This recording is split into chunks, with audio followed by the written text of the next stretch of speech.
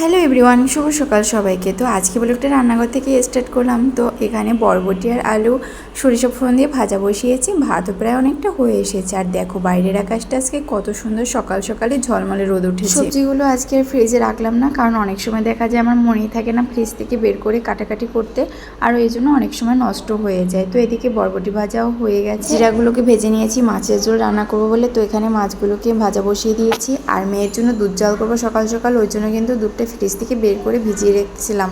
But দুটো একসাথে থাকার কারণে অনেক ঝামেলা হয়েছে খুলতে। যা জিরার সাথে একটা এলাচি আর কিছুটা দারচিনি নিয়ে কিন্তু গরম মশলা রেডি করেছি। আর দেখো এখানে সকাল সকাল কাঁঠালের আটিগুলো রোদে শুকোতে দিয়েছি, যেহেতু অনেকটা রোদ উঠে গেছে।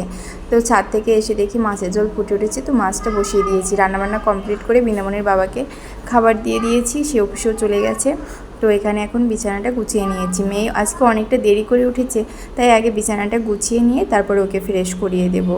আর বিছানাটা না গোছানো থাকলে মনে হয় যেন সারা ঘরটাই এলোমেলো থাকে, কোনো কাজই ভালো লাগে না। তাই ওই জন্য আগে সবার আগে বিছানাটা গুছিয়ে নিই।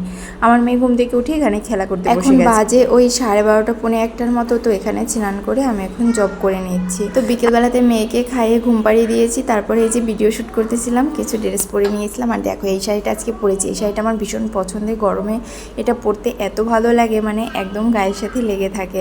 তো ভিডিও করা কমপ্লিট, মেয়েও ঘুম থেকে উঠেছে। তো আজকে দুবেলা খাইয়েছি, দুবেলায় বমি করে দিয়েছে। ওই জন্য বিকেলবেলাতে ভাবছি একটু পিঠে তৈরি করে দেবো। পিঠে ওর খুব পছন্দের, জানি না আদৌ খাবে কিনা। তারপরেও এখানে 3টা পিঠা তৈরি করে নিয়েছি। তো এখন রাত বাজে 9:30 মতো। আর দেখো এখন বাইরে অনেকটা বৃষ্টি নেমেছে, কী যে ভালো লাগছে তা বোঝানো যাবে না।